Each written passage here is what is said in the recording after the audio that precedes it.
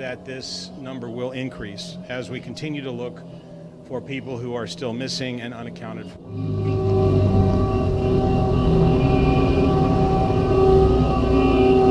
Climbed up on the roof and waited until the creek went down a bit, and then we climbed off the roof and got to our neighbor's garage, and we just got pulled out of there by the firefighters now.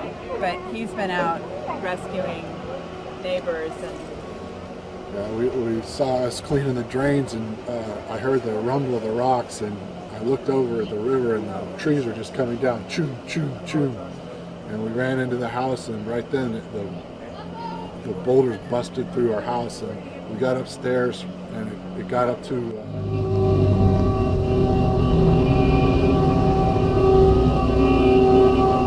We had a very difficult time assessing the area and responding to many of those areas to assist those people. The only words I can really think of to describe what it looked like was it looked like a World War I battlefield.